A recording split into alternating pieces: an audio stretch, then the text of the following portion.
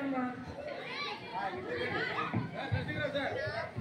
అక్క బాగా చేసిందమ్మా, అసలు భలే వేసిన అందరూ మెచ్చుకున్నారు. తమ్ముడు కూడా ఉపన్యాసం బాగా ఇచ్చాడమ్మా.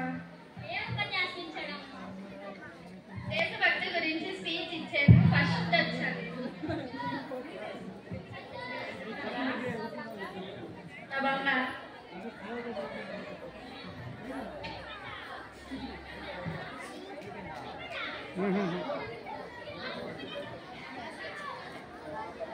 ఏమైందమ్మా దిగులుగా ఉన్నావు? ఈరోజు స్కూల్లో అన్నయ్య గురించి వ్యాసం రాయమన్నారు. నేను సరిగ్గా వ్యాసాన్ని రాయలేకపోయానమ్మా. ఎందుకు? ఏ సబ్జెక్ట్ గురించి? ఈరోజు అన్నయ్య గురించి వ్యాసం. నాకు అన్నయ్య లేడు కదా, అందుకే నేను సరిగ్గా రాయలేదు నాన్న.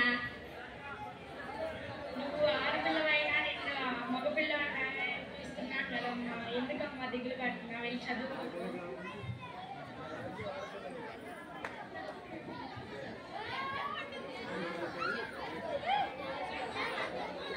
నాకు అన్నయ్య ఉంటే చాలా బాగుండేది.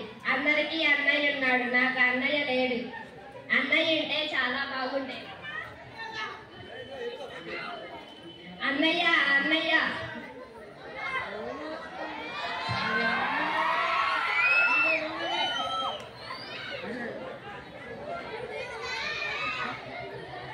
ఎవరు ఈ అమ్మాయి? ఇక్కడ ఎవరు పడిపోయాలి? ఏమ్మా అమ్మా, ఎవరి అమ్మాయి? అమ్మ లే, పైకి లే తల్లి. ఏంటి ఈ అమ్మాయి ఇక్కడ పడిపోయింది? తల్లిదండ్రులు లేది? ఏమైంది అమ్మాయి పిల్లలకి? అమ్మాయికి ఏమైంది? అన్నయ్య అన్నయ్య అమ్మా నేను నీ అన్నయ్యని కాదమ్మా. అన్నయ్య లేడు. అట్లయితే అన్నయ్య, నీకు అన్నయ్య లేడని దిగులా? అవునన్నయ్య. అన్నయ్య లేడని దిగులొద్దు. నేను ప్రతిరోజు సాయంకాలం వచ్చి 2 గంటల సేపు కూర్చొని నీ చేత చదివించి డౌట్స్ అన్ని చెప్తాను, ఓకేనా? అన్నయ్య లేదని దిగులొద్దమ్మా. మీరు ఈ అమ్మాయికి సరైన సమయంలో మంచి ఆహారం ఇచ్చి, అందులో అమ్మాయి 10వ తరగతి చదువుతా ఉంది, మంచి ఆహారం పెట్టండి, ఓకేనా? ఓకే అన్నయ్య.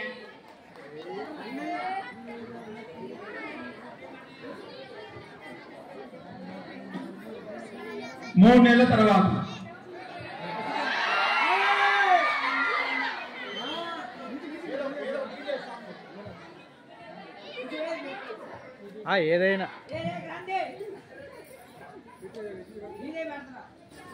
ఏదైనా ఒకట సాంగ్.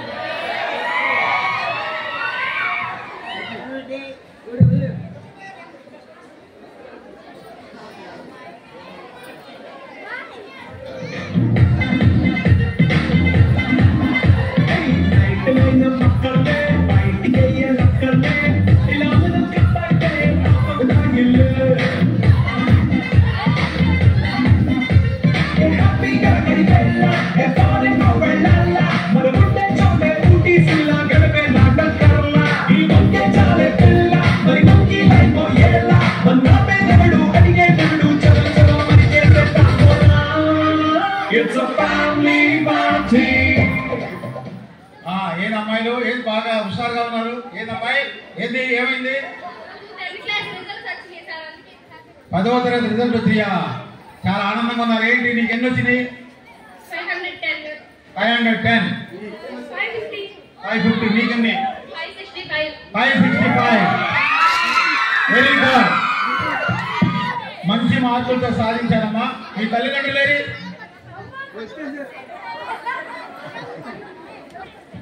పరీక్షల సమయంలో పిల్లలు చిన్న చిన్న విషయాల్లో దిగులు పెట్టుకొని ఉంటారు. ఆ దిగులు అన్నయ్య వల్ల కావచ్చు, తండ్రి వల్ల కావచ్చు, తల్లి కావాలని కావచ్చు, అనేక రకాలైనటువంటి విషయాలు పిల్లలు కోరుకుంటారు. వాటన్నిటినీ తీర్చి మనము వాళ్ళని ముందుకు నడిపితే, ఈ విధంగా దిగులుగా ఉన్నటువంటి అమ్మాయి ప్రతిరోజు 2 గంటల ఆ అమ్మాయికి నేను సపోర్ట్ ఇవ్వడం వల్ల మంచి మార్కులు 565 మార్కులు సాధించింది. ఈ విధంగా మీరందరూ కూడా బాగా చదివి మంచి మార్కులు తెచ్చుకోవాలని చెప్పేసి కోరుతున్నాను. ఓకే.